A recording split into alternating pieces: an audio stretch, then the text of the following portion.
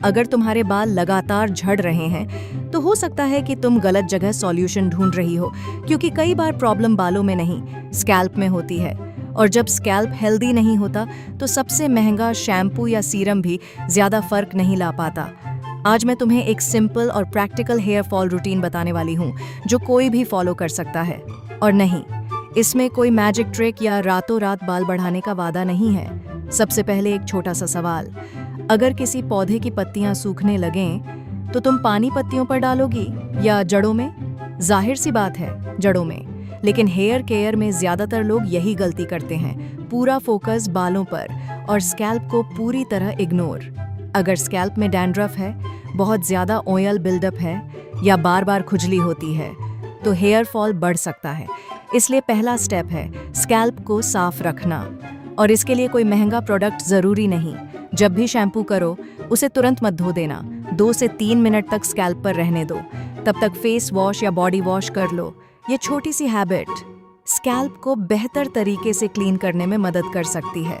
अब आती है वो चीज जिसे ज्यादातर लोग इग्नोर कर देते हैं, स्कैल्प मसाज।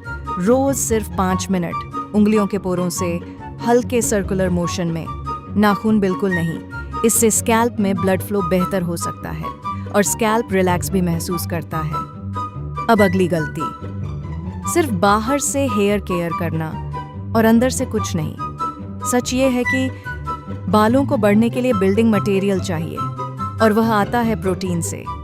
इसीलिए कोशिश करो कि हर दिन कम से कम एक प्रोटीन सोर्स जरूर खाओ, जैसे दाल, पनीर, दही, चना, सोया चंक्स या अंडे, क्योंकि बाल सिर्फ ऑयल से नहीं, न्यूट्रिशन से भी बनते हैं। अब एक सिंपल रेमेडी, अगर तुम्हारा स्कैल्प बहुत ड्राई फील करता है तो एलोवेरा जेल ट्राई कर सकती हो।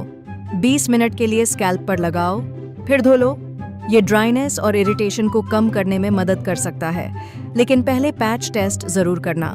अब बात करते हैं उस गलती की जो सबसे ज्यादा ब्रेकेज कराती है, वेट हेयर्स। शावर के बाद बालों को जोर जोर से टॉवल से मत रगड़ो, बस हल्के से प्रेस करो। फिर व्हाइट टूथ कंघी से नीचे से ऊपर की तरफ डिटैंगल करो, क्योंकि गीले बाल अपनी सबसे कमजोर स्टेट में होते हैं। और अब सबसे जरूरी बात, अगर तुम्हारे बाल कई महीनों से बहुत ज्यादा झड़ रहे हैं, पीरियड्स इरेगुलर हैं या बाल अचानक पतले होने लगे हैं, तो सिर्फ घरेलू नुस्खों पर भरोसा मत करो।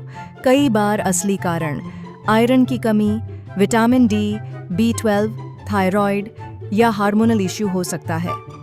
और ऐसे केस में सही टेस्ट किसी भी वायरल हेयर हैक से ज्यादा काम आता है। याद रखो, असली हेयर ग्रोथ तब शुरू होती है जब तुम कारण को ठीक करती हो, सिर्फ लक्षण को नहीं।